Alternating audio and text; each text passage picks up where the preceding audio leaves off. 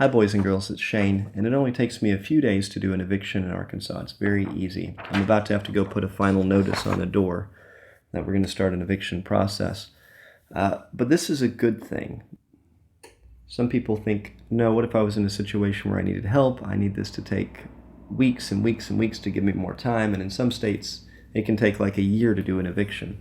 But here it's very quick and very easy. And this is good for tenants. It allows me to keep the rent prices low. Many people, when they watch my videos, talk about how cheap my rent is. This is a 4-bedroom house for $1,300 a month. So it allows us to keep the rent prices low, because if we need to remove somebody from a house, we can do it rapidly. Also, it allows me to take chances on people that maybe have felonies, or perhaps people that have gotten out of rehab. I've rented to people right out of rehab before, and it's worked out really well. It's given them the chance to get back on their feet and to get going again, and then eventually even establish credit and go buy their own homes. So as a landlord, one of my favorite things is to be lenient. I can't be lenient if I'm in a state where I don't have the opportunity to get rid of somebody when I need to. This particular eviction notice, the person is 4 months behind on rent right now, so they owe me over $5,000. That's a lot of leniency that I was not required by law to give. I could have very well evicted them the first month that they were late.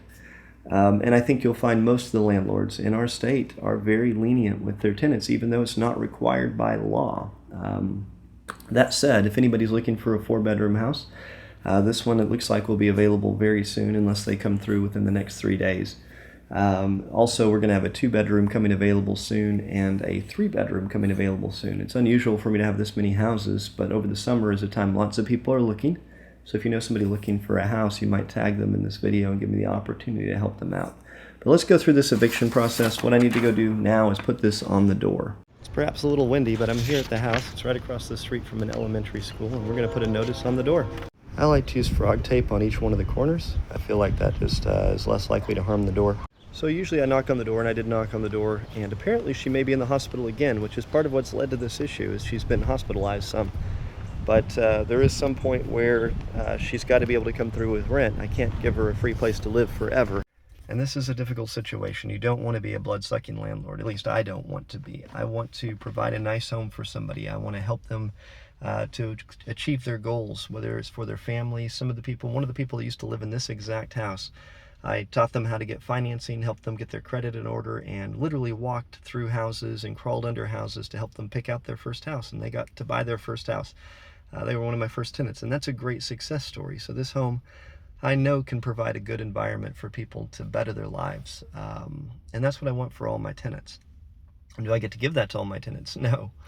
Sometimes it doesn't work out that way. Sometimes things, you can't help somebody through every situation, and there's got to be a limit. There's got to be a boundary where this is how far I can go, and I can't go any further. And that's what this notice is about. It's about setting that boundary, and it's healthy and it's okay. So if you're a landlord and you're afraid, because sometimes you're going to have to face confrontations, you're going to have to do notices, you're going to have to do things like this, don't be afraid of that aspect.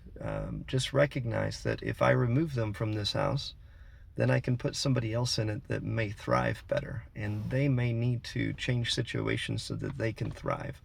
Sometimes the situation is such that this house is not the right fit for this person at this time, and maybe someplace else might be better. Or maybe they need motivated to change their situation, and being removed from a house might be the motivation that they need.